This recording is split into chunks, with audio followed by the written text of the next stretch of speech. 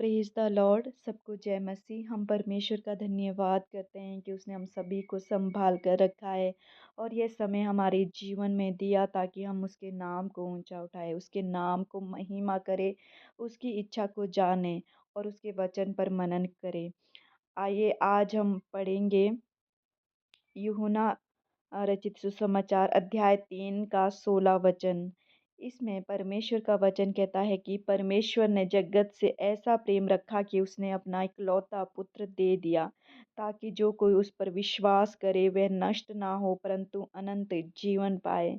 इस समय हम परमेश्वर के उस प्रेम को जो उसने हमारे लिए किया उसको याद करते हैं कि कितना अद्भुत प्रेम उसने हमारे लिए किया। वो कहता है कि उसने जगत से, उसने किसी एक इंसान से नहीं, कुछ मनुष्यों से नहीं, बल्कि इस संसार में हर एक जन से, पूरे मानव जाति के से प्रेम रखा और अपने इकलौते पुत्र को बलिदान होने के लिए उस क्रूस पर दे दिया और ताकि जो कोई उस पर विश्वास करे वो उस अनंत जीवन को पाए। हम जानते हैं कि हम परमेश्वर के पास इस पापी स्वभाव में नहीं जा सकते क्योंकि परमेश्वर पवित्र परमेश्वर है। तो वो चाहता है जो उसके पास आए वो भी पवित्र बनकर आए और बिना यीशु मसीह के ये संभव नहीं था। इसलिए उसने अपने इकलौते पुत्र को हमारे लिए दे दिया। वह मुश्किल रास्ते को उसने आसान बनाया यीशु मसीह के ज़रिए और यीशु मसीह उस क्रूस पर चढ़ाया गया और तीसरे दिन जी उठा ताकि हम भी अपने पापों से छुटकारा पा सके और उस उद्धार को देख सके। हम परमेश्वर के इस प्रेम को याद करते हैं इस हफ्ते में कि सच में कितना अद्भुत प्रेम उसने हमारे जीवन में किया।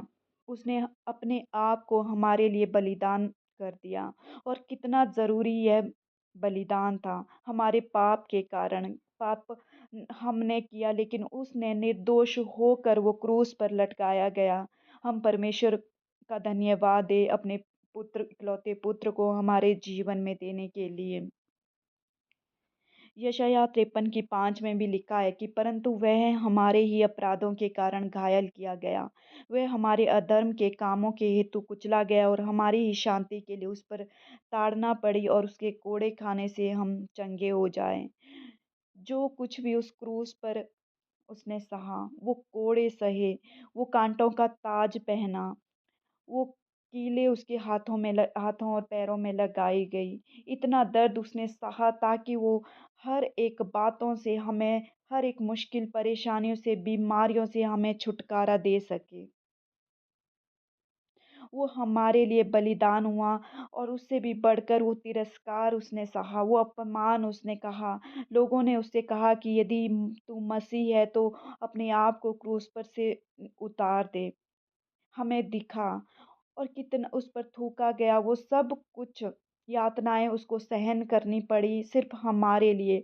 कुछ क्योंकि उसके हथेली पर हमारा चेहरा था, उसने हमारा चेहरा अपनी हथेलियों पर खोद कर बनाया है, वचन कहता है। उसके सामने हमारी तस्वीर थी, उसने हमारे लिए सोचा कि यदि वो ऐसा नहीं करता करता तो हम वो छुटकारा, वो उद्धार हमारे जीवन में नहीं पा सकते थे। हम उस परमेश्वर पिता से नहीं मिल सकते थे। हम उसके पुत्र नहीं बन सकते थे।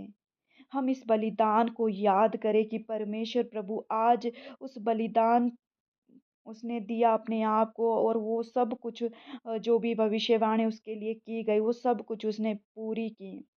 और तीसरे दिन जी उठा ताकि आज आप और हम लोग बचाए जाएँ।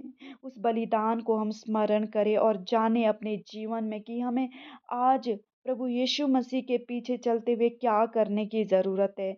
जब उसने सब कुछ वो पूरा कर चुका है, सब कुछ उसने दे दिया, आज हमें क्या करने की ज़रूरत है? आज ज़रूरत है हमें उस पर विश्वास करने की ज़रूरत है, उसको अपने जीवन को समर्पण करने की ज़रूरत है। और इस पुराने स्वभाव को उतार कर एक नए मनुष्य उसमें बनने की ज़रूरत है। और इन सब बातों के लिए प्रभु यीशु मसीह का अनुग्रह है जो हमारी सहायता करता है। हम ज़रूर इस समय में अपने जीवन में सोचें कि कितना कुछ सहा उसने। आज हम सिर्फ़ बातें करते हैं, जो कुछ उस दर्द को नहीं महसूस कर सकते, जो सच में उसने क्रूस पर सहा। आज पवित्र आत्मा से हम माँगे कि हम उस दर्द को महसूस करें, उस बलिदान को सच में अपने जीवन में स्वीकार करें जो उसने हमारे लिए किया। और हम जानते हैं कि जो बलिदान होता है, बलिदान का अर्थ हमेशा कुछ खोना नहीं होता है, लेकिन कुछ पाने के लिए हमें कई बार उन व्यर्थ चीज़ों को छोड़ना पड़ता है, उन बुरी आदतों का त्याग करना पड़ता है। और जब हम उन बातों को छोड़ते हैं तो सिर्फ़ उन बातों को ही नहीं छोड़ते, लेकिन हम पाते हैं उस शांति को, उस आनंद को, उस प्रेम को जो हमारे जीवन में है।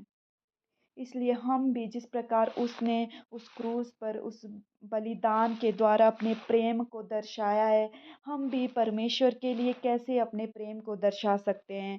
हम भी अपने जीवन को उसके हाथों में दें।